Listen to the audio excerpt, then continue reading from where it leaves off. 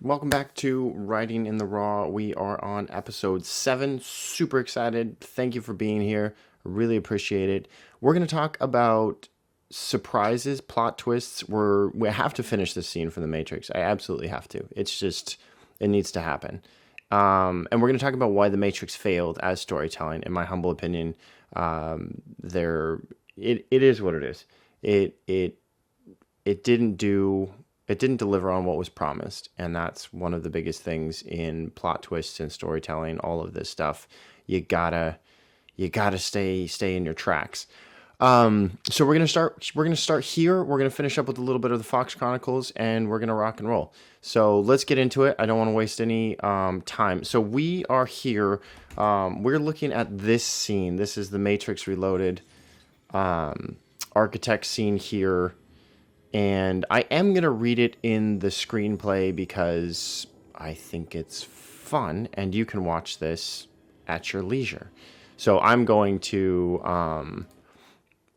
pause that there, and we can do this. This is really interesting. Matrix Architect Scene Explained. That's the first off to the right over here. This is the first thing that comes up when you click this. So that tells you something, and that should be a big ping if you're writing something and everyone's really confused about it. It's not very successful. So I want to talk in depth about these satisfying plot twists. We talked about this last time a bit, but I really want to connect the dots fully. I really want to land this ship and say I want to do this with The Matrix. And if you haven't seen The Matrix, here's what you've missed. Let's catch you up to this particular scene. Neo is just some random computer dude. A lot of nerdy guys who like, we're stereotypical nerdy guys who like computers can identify with Neo. We're on the computer here. We're dissatisfied with life. Don't you think that there's something more to life? And then the big hook in the first one is everything that you touch, that you perceive, that is all around you is the Matrix, right? It's this fake thing, and you are really in a pod, and your brain is hooked up to the Matrix. You're basically watching a virtual reality film or an immersive virtual reality hooked up through your little brain. You're in a pod, and these machines are using you for your energy, for your warmth, for your energy, so they can I guess, continue to, populate the barren wasteland of the earth. Anyway, that's the premise, and the whole movie focuses on Neo's awakening and saying he is the one. And there's a lot of talk about, in a lot of his training, and the first film is phenomenal. If you haven't seen the first Matrix, it's only a couple hours long. It's not like I'm telling you to watch Lord of the Rings extended version. It's really, really good. A lot of his training depends on or surrounds or is really, really focused on breaking free of this mindset, and also we're going to grab a bunch of people and we're going to break them free too. The first one ends with Neo saying, I'm going to show these people what's possible, or something to the effect of everything's focused on the people, taking people out of the Matrix, right? So you get to the second film, which comes years later, 3 or 4 years later, and we are suddenly focused on Neo being a superhero, and then we're suddenly focused on the politics of a lot of people don't believe that he's really the one, but some people believe that he's the one. And so automatically there's this whiplash here. And it leads you all the way up to this scene at the end of The Matrix Reloaded. And the thing that I keep thinking about as I've been reading this, as I've been thinking about this, is all the elements are in place in this dialogue. The entire second and third film hinge on this interaction. So Neo meets the architect, and the architect is the person who created the Matrix. And there should be more fanfare. There's two differences here. When Morpheus is explaining the world to Neo in the first one, he's also explaining it to the audience. And that's very important. If you're crafting something and you have a training scene or a montage or whatever, it's the same thing in Star Wars, where they've completely just destroyed the training montage and the setting up of the world and how the Force works when the first wizened character comes and trains our main character, right? When you have Obi-Wan coming in and talking about the Force and talking about the good and the bad and how you have to trust it and how it's a very spiritual thing. And then you get to the 4 is A New Hope. 5 is The Empire Strikes Back, which is the huge training with Yoda. Phenomenal film. One of my favorite films of all time. I've watched that film on VHS. Old, a lot. And the training is super consistent. It takes that and continues. The only inconsistency here is that at the end of the second film, at the end of The Empire Strikes Back, you have Darth Vader saying, I am your father, where you had at the beginning of A New Hope, you had our Obi-Wan Kenobi, our wise Kung Fu master, saying your father was betrayed and killed by Darth Vader. I still don't think that's okay to be, and they address it in the Return of the Jedi, the next film, and say, what I told you was true from a certain point of view. And it's like, it's not good storytelling. That arc, not good storytelling. The whole Leia being his sister thing, not good storytelling. I don't think they meant to do that. I think in the third one, they were just like, the Empire Strikes Back, they were like, what, wouldn't it be cool if, and then just kind of tried to tie everything together. I don't think that was, and if it was, it wasn't done that well. It was poorly executed, in my opinion, because again, coming back to plot twists, if it was there the whole time, if you go back and look for it, you can see it. So push pause on The Matrix for a second. A story that does this, it was there the whole time, so well. There's so many. There's a ton. I watched a short this week. I'm going to post that short in the description. I'm going to write a note. Post short. I assume it's French because it's taking place in France, but it's a little animated feature. Absolutely phenomenal. And it does the plot twist so well because they set up with, it's going to be there the whole time. And you as the audience are going to get to the end of it and have this very satisfying, like, last drink of coffee that's still magically warm, as warm as it was with the first. That feeling of like, yeah, that makes sense. That's cool. Character development, plot twist. This little short has everything, and I'm gonna post it. I would tell you about it. I can't remember the name of it because I'm not very good at it. Another one is The Old Man in the Sea. When the old man starts encountering the sharks,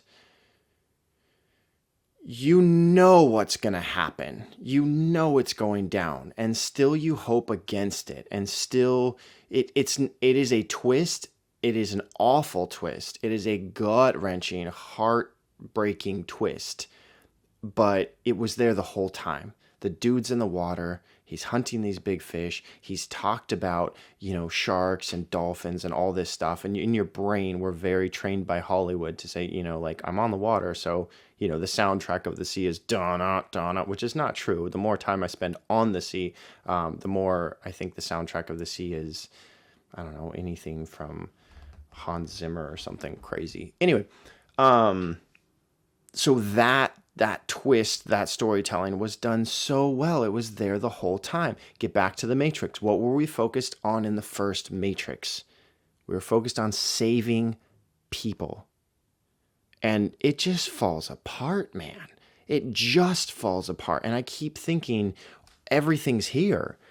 But why did it fall apart? And it's because we're trying to pull the wool over our eyes. The directors, the writers are pushing the story in a way that it doesn't want to go, and you're beating a dead horse where you're trying to make Trinity his love interest, the entire focus of the film. And we're like, no, I get it. You guys are together. They do that thing that I hate with sequels, where at the end of one sequel, the love interest will get together, and then you'll start the next film, and it's like, that didn't work out, or we're having like big timey issues, and it wasn't really that great. It just cheapens that big, deep feeling that you had when you watched the love interest happening the first time. And I'm telling you, it's really, really hard to do this correctly in multiple books. I think Harry Potter stumbles around with that too. Again, with the Horcruxes, I don't think that Rowling had Horcruxes on her brain start to finish. I think maybe that was a background idea or whatever, but it comes out of nowhere in book 6, 7, something like that. It comes out of nowhere, and then it's like, okay, the next 2 books are going to be 100% focused on this, and we didn't even hear about that. And I think if she could rewrite it, she would totally put like a little chapter or a little shout out or something in the first. I could be wrong about that. Put it in the comments if you're like, oh, actually, in book 2, it's like, do it. Seriously, I'm here for it. I would love to be wrong about that, because I respect the heck out of her world building and tying everything in. We're gonna get to this in a second. Let's not get ahead of myself. Let's actually finish this thought. So, I am exactly at 11 minutes and 30 seconds. So we have some time. Okay, so Neo opens up this door, lots of light. The old man says, hello, Neo. And Neo says, who are you? And then we go down here. This is about Trinity. We don't really care about that right now. The architect leans back. Here we go. You have many questions, and though the process has altered your consciousness, you remain irrevocably human. Ergo, some of my answers you will not understand, and some of them you will not. Some of them you will understand, and some of them you will not. Concordantly, while your first question is the most pertinent, you may or may not realize it is also the most irrelevant. Why am I here? So, he says here the process has altered this, and we're talking about the process of being the one. As an audience going through that the first time, you may not have caught that. This is the thing that's so frustrating about the second Matrix, is it had all the pieces, but it's just that little shift in focus. This like, oh, I'm here for the coffee, or like, I'm here for the turkey. We just had Thanksgiving yesterday. Happy Thanksgiving, everyone. We just had Thanksgiving yesterday. I'm here for the turkey. And it's like, yeah, we have turkey-filled dates. And it's like, how about a what? Yeah, we took a little piece of turkey and we put it in a date. It's still turkey, but it's not what you want. And that's the thing. As a storyteller, you really have to listen to your beta readers, and you really have to listen to that thing in the back of your mind that's like, sorry, man, I feel like I'm off track. Don't get off track. And I've done that with the Fox Chronicles. And there are 3 questions that I think every storyteller needs to ask about their characters, about their plot, about their arcs. And I'm not going to get into that later. I'm just going to do it right now, and then we'll get back to the Matrix. They are, I wrote this down, what, why, and when. That's it. So for Summary of a Child, down here, we want to go, let's go down here, let's go H1, what, why, and when. What, why, and when. Okay? This is what you need to answer with everything. So, like, what are they doing? Why are they doing it? And when are they doing it? You might not think when is important, but when is stupid important. The when, putting a time limit or crunch or establishing a plot in the middle of a timeline is so important. If your story's got the what and the why, and it's kind of meandering along a little bit, and you don't know how to tie it up, or it's kind of floating a little bit, put a when. Put a hard stop to that. By sunset, these characters will get here. I guarantee it'll change the way you think about every single scene. Like, just throw the win in there. If it's meandering, you need a win. If your what and why are solid. So anyway, over here. Neo, why am I here? Your life is the sum of a remainder of an unbalanced equation inherent to the programming of the Matrix. You are the eventuality of an anomaly that, despite my sincerest efforts, I have been unable to eliminate from what is otherwise a harmony of mathematical precision. While it remains a burden assiduously avoided, it is not unexpected and thus not beyond a measure of control, which has led you inexorably here. You haven't answered my question. Quite right. Interesting. That was quicker than the others. This is a lot of hoity-toity, but he's saying I cannot prevent you. I've tried to prevent you. The Matrix is a mathematical perfection of an equation, and I cannot prevent you from happening. I'm trying to balance you out. This sets up the third movie so well, if only it wasn't buried in this super fast. And I'm reading it fast because in the main movie, that's how fast you read it. So you have a change, okay? Whatever Master Yoda said the first time is what you believe is true more than anything, okay? And that is important. If you're writing out a story and you're like, I'm gonna have this big change in the way that magic is used or something, include it early.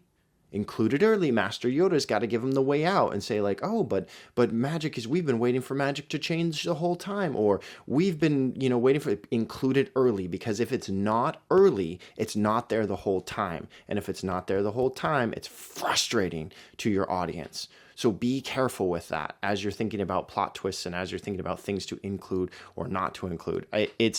It's super important. This is in here. He is trying to balance the equation. Why does the last fight make sense with Neo and Mr. Smith? Because they're both charging, and he gets more powerful, and then he gets more powerful, and he gets more powerful, and he gets more, and no one really wins. Why? Because the architect is trying to balance the equation. Would it be great to have a cutaway in the middle of their scene where the architect is, I don't know, at a computer programming, trying to balance the equation? Sure. That might be better. It might be more on the nose. It might be too on the nose. I don't know. But again, the turkey is here. It's just wrapped in dates, and it's not what I want as an audience member. And that's a bummer. This is such a great scene. This is such a great thing as a scene. The Matrix is older than you know. I prefer counting it from the emergence of one integral anomaly to the emergence of the next, in which case this is the 6th version. And then Neo says, there are only 2 possible explanations. Either no one told me, or no one knows. An architect, precisely. This undercuts Master Yoda again. So, Morpheus says in the first one, he says, you believe it's 1999, it's closer to 2199. The Matrix, this is what happened. We were fighting the machines, yada, yada, yada. That's what he says. That's a gospel truth, and that should be true to the end of the movie, to the end of the franchise, to the end, okay? Unless he says, as far as we can tell, and he does kind of like, put a little seed in there, but it's not big enough that you as an audience member are like, oh, okay, cool, now I'm learning more. And Morpheus never really gets re-educated. Neo tries to explain to him that he's not the one in the first one. He's like, yeah, I know, but I totally believe. So don't go against Master Yoda, whatever first happens. So why do I say all of this? Because I don't know what I'm doing with Hannah. I don't. I have the why they're doing that, which is crazy because I don't have the what. Ugh, this is so annoying. Okay, let's see if we can hammer on this just a little bit. Okay, what, why, when? What, why, when? What, why, when? What is Hannah doing? She is delivering medicine. Why is she doing it? Because she has a job. When are they doing it? Before the end of sunset. Because at sunset, she wants to go to the play. Okay? I don't want her to visit her mom's grave. I can do this in a flashback. I want to do that in a flashback. Because I do have all of that, like, in my head, and it's all good character stuff, but I don't need to write it out right here. Mom dies when the hound's 4. This is her backstory. Dahlia's her mom. Okay. Becomes a seeker when the seeker on the ship dies. Can't go near Jerusha without hearing something and feeling icky or vomiting. I'm okay with that. I'm okay with that. Let's just go with that. Now, what, when, why? What is she doing? She's delivering the medicine. Why is she doing it? Because she needs to. When? Before the end. And then the what, when, why happens again. What happens to... Well, how do I even organize this? Kiva. Let's do H2 on this, and let's do on the dais, maybe? On the dais. So this is on the dais. So the what is she picks up a potato. Picks up a potato, gets blamed for throwing something at the hounds, ends up in the stocks. And if you've been following for a while, she ends up in the stocks, and then the entire whole place ends up as a fireball. Like the whole thing starts. So we just have to get there. We just have to get here. She picks up a potato. She gets blamed for throwing something at the hounds. The potato for throwing the potato at the hounds. At the hounds, and then she ends up in the stocks, which is great. So from the stocks, do I need to keep going? Sure. We're in a good headspace. From the stocks, I need to have the emotional statue scene, but that's not a who, what, and why. See how confusing this is? You're trying to, like, because you got other things going on. Emotional statue scene, that's off to the side. So let's go back. What is she doing? She's trying to flee the fire. How does that happen? I want Ruta to find her. I want Ruta to find her because I want you to experience Ruta. Ruta is a wizened old crusty fox. She is the Master Yoda in this tale.